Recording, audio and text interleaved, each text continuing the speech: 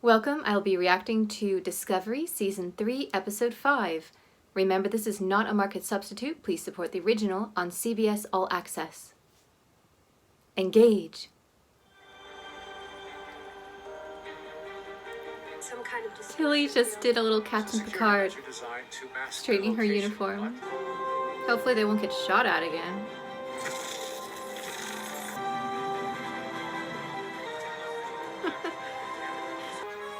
USS Voyager.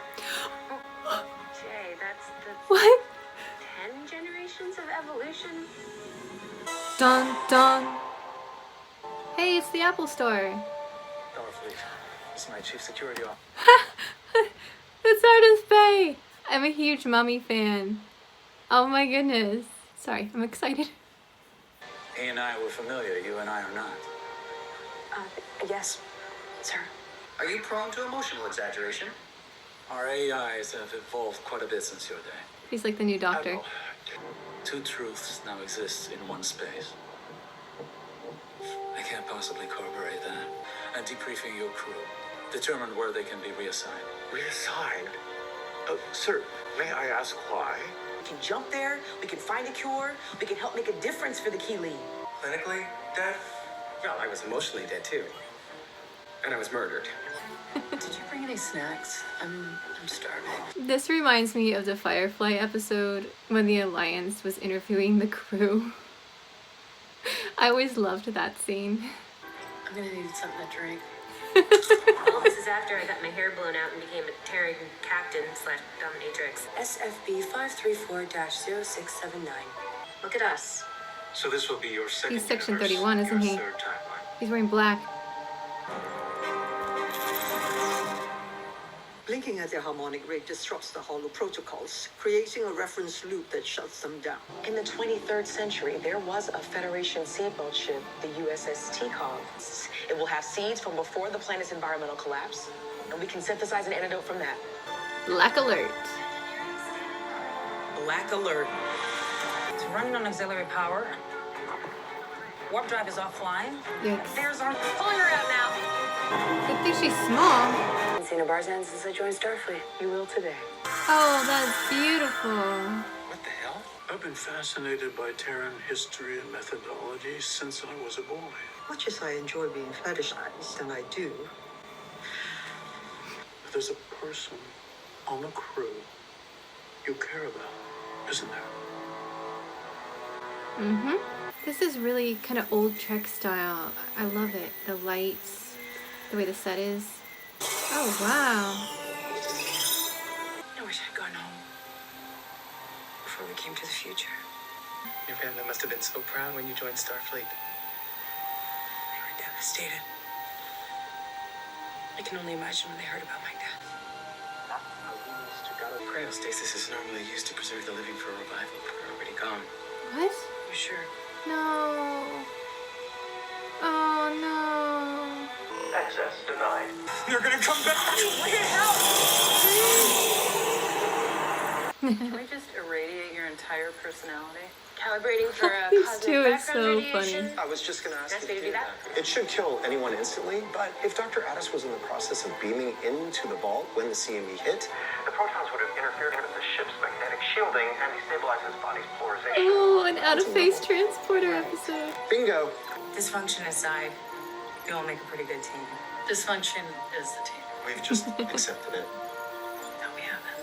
No one should ever have to go through that. And you have a chance to stop it.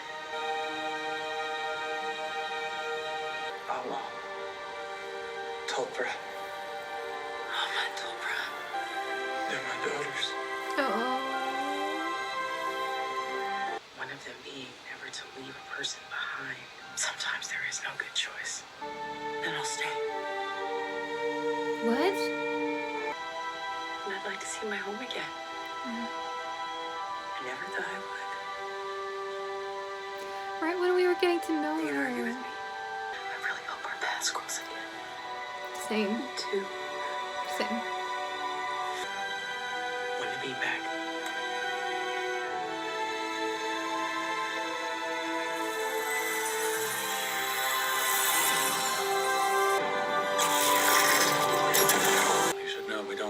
5-year missions anymore. Exploration is a luxury we cannot afford. Giotto helped spark the Renaissance when, with his art, he helped create the three-point perspective. For the first time in a long time, humans looked up. May help us Look to up. look up. Keep us together. But you go where I say when I say. We're not in the Renaissance yet. Yes, sir. Welcome home. How is it that everyone knows the same piece of music? Philippa, let me run something by you. There's this piece of music. Philippa. Is she okay? Michael, What was I asked that? if you were okay. Well, that was weird. Honestly, I thought they would have a lot more difficult time getting the future Starfleet to trust them. I wouldn't have been surprised if they got shot at or instantly put into the brig. And the fact that there was a wary reluctance to trust them, but ultimately giving them a chance, was actually very refreshing. There was a lot more drama they could have gone for, and instead they went for a slightly more hopeful outlook, which I appreciate in Discovery. There was a lot going on in this episode. Giorgio, something weird is happening with her. Maybe they've even mind-wiped that emotional part that cared about Michael. We have a mysterious piece of music that everyone seems to know. That's never good. And sadly, we said goodbye to Nan, and just when they finally got an episode where we got to sit down and learn about her, because I had been longing for this for a long time. Ever since they introduced her character, she was pretty fascinating, and we never really knew anything about her other than the fact she cannot breathe in an Earth atmosphere. And of course, they finally give us an episode about her character, and I was getting pretty happy about that. And you know, I should have known that they were just featuring her so that she could leave.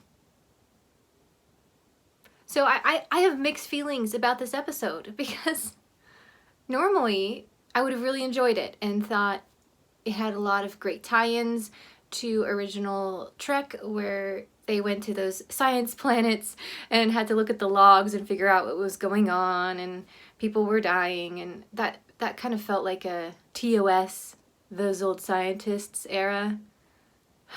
But then we lost Nan. I agreed with the way that she went out. I thought that decision was very much in character. I have no problem with the choice that she made, but I wanted to see more of her. I do appreciate that they left the door open on her coming back and doing guest episodes, because yes, she was going home, but she's still part of Starfleet and she could always come back. So I don't know the plan with that, whether it's that the actor maybe wanted to leave. But I'm glad that they left her alive and happy and gave her a good ending. Next episode, I want to know what is going on with Giorgio. Did they do a little mind wiping kind of a thing? I mean, the future technology, they probably have very sophisticated ways to fiddle with people's brains, and I'm honestly worried about that. Also, her fangirl interviewer, who I'm guessing is Section 31 remnants, might have put an implant in her of some kind and is monitoring her, and that's what's causing her to act weird. I don't know. Put in the comments, what is going on with Giorgio?